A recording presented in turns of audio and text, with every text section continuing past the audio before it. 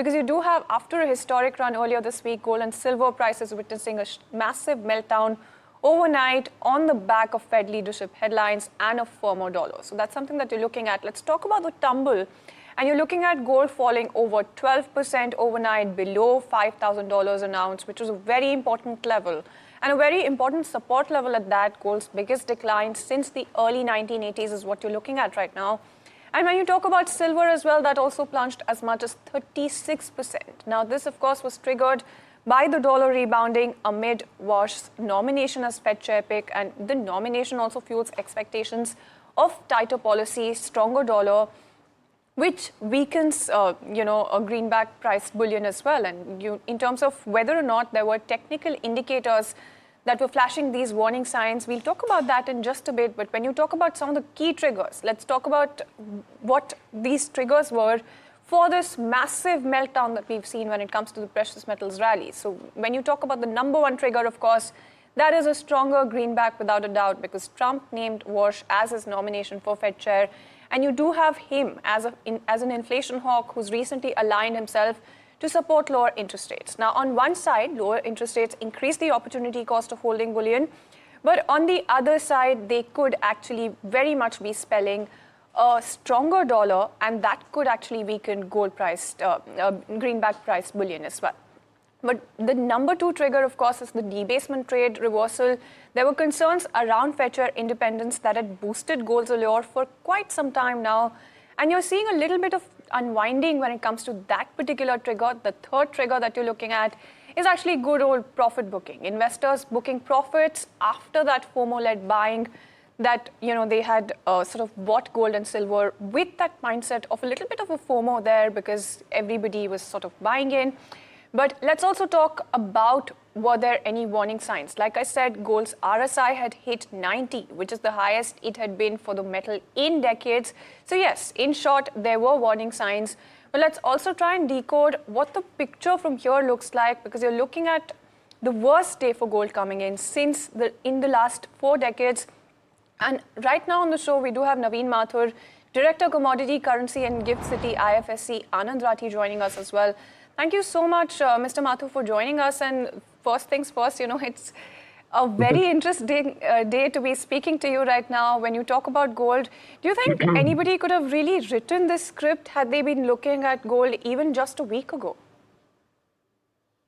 Thank you very much, Shreyans. And I would say what we have seen yesterday, exactly what you have said, is a kind of a 4-decade phenomena. I would be honest to tell you that. We personally and professionally, both as an organization, was sharing about our concerns with respect to the recent rally. And the recent rally means since September, October last year. The gold prices have given kind of returns of around 35-40% in 2024 calendar year. Silver has given returns of around 35% in the same calendar year. But in 2025, gold has given returns to an extent of around 65 to 70%. And silver, in dollar terms, actually gave 180%. In rupee terms, it is 180%. And in dollar terms, it is at around 145% returns. Even in January this year, the markets have given returns which were phenomenal. Even if you see the post-plunge of yesterday, what we are seeing, the numbers today, they are striking numbers even for the month to date. And if I'm saying the numbers, just give me a minute. The month to date number for gold in dollar terms, Shreyans, is 13%. In rupee terms, it is approximately 10.5%.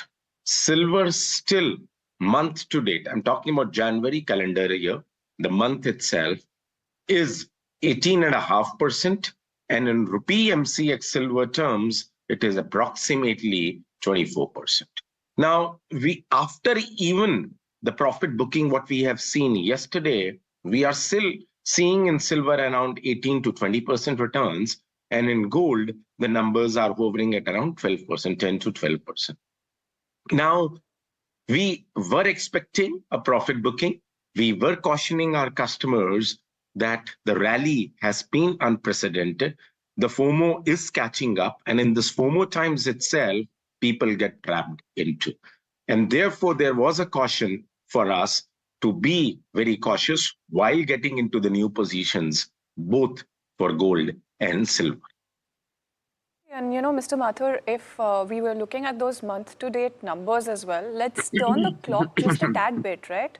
If you just look at just a few hours before the numbers that you're talking about, you'd be looking at 43% in terms of that month-to-date gain coming in for silver. You'd be looking at some stellar gains coming in on a month-to-date basis for gold as well. So that should give you a picture of just how much of that phenomenon we've seen coming in. But I just want to try and understand if you think this is a little bit of a fast up, fast down phenomenon when it comes to, gold and silver. Do you think that this volatility has really reshaped the definition that you give gold and silver? Because the number one trigger for gold and silver fundamentally is that they are safe havens. But given all of this volatility, would you actually say that? Yeah, I would say still that gold and silver, particularly gold, I won't talk about silver assurance because the silver is to a large extent an industrial metal too. Means 56% of the global consumption happens on the industrial metal side. So what I'm trying to say here is that it still is a safe haven for all the good reasons. You should have the portfolio to an extent of around 12% to 15% in gold and silver. In times of distress, the markets in silver and gold gives definite returns. We have seen in a global financial crisis of 2008, we did saw it happening during the Eurozone crisis in 2010. We again saw it happening in the COVID times and the current times too. So even if the risk assets are not doing well, the gold and silver has given astounding returns to balance or to minimize the losses from your risk assets. So I don't have any doubt saying that gold still serves as a safe haven asset class. It's just that the rally has been very strong to an extent for silver, Shreya. The rally, it was defying the fundamentals to an extent. It needed a trigger, and yesterday the Fed nomination was the trigger, and that's why the profit booking has happened. So I would say don't be on the negative side for the gold and silver. In times of distress, it helps you to mitigate the losses on your risk assets. But at the same time, being an asset, it is privy to both the losses and the profits, the upside and the downside.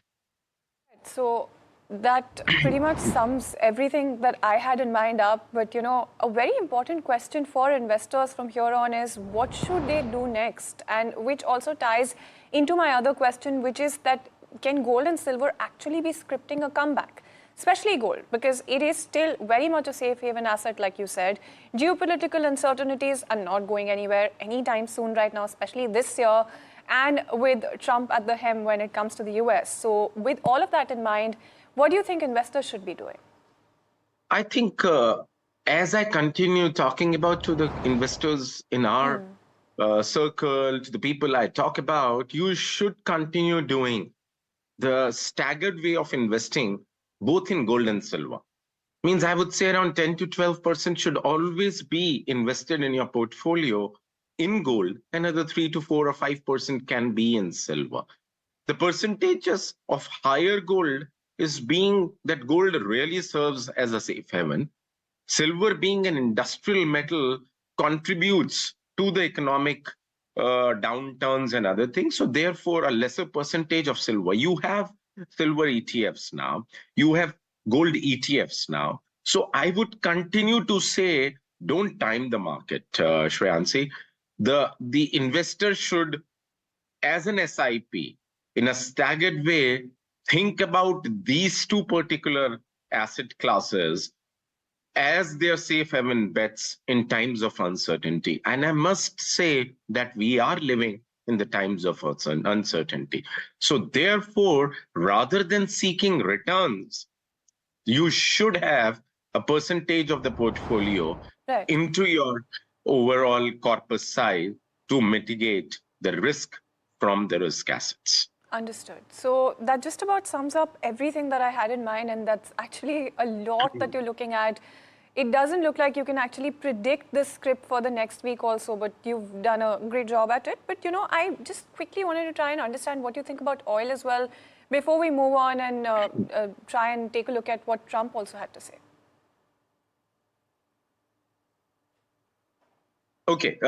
So you're playing on the clipping first, or you want to So I give an wanted answer to try and understand before we play the clipping, what you really think about what could happen when it comes to crude. Do you see this sort of move sustaining right now? Yeah, I would say that crude would stabilize at around $65 to $70. I'm talking about the WTI crude, Shreyansi here. If we are living in a scenario where the global uncertainty is impacting the demand and the consumption story for crude, and we have a supply side which is still in surplus, then maybe the position would not be very good for the prices to move on the upside. So I would say predominantly with the uncertainty, predominantly with the kind of scenario which we are in today, both on the geopolitics with respect to Venezuela, with respect to the OPEC countries, with respect to supply, and to an extent of the demand too, would therefore not be, I would say, giving the leverage on the prices for the upside. So dollar again might strengthen, which would be negative for the dollar-denominated commodities, including crude, gold, and silver. So I would continue putting up the perspective that silver means the crude oil, both the WTI and the Brent, might be in a range of 65 on the downside, Right. 75 on the upside in dollar terms. Well, absolutely, and it's a very interesting market that we're looking at, Mr. Mathur. Thank you so much for summing that up brilliantly. Thank you so much for joining us on the show as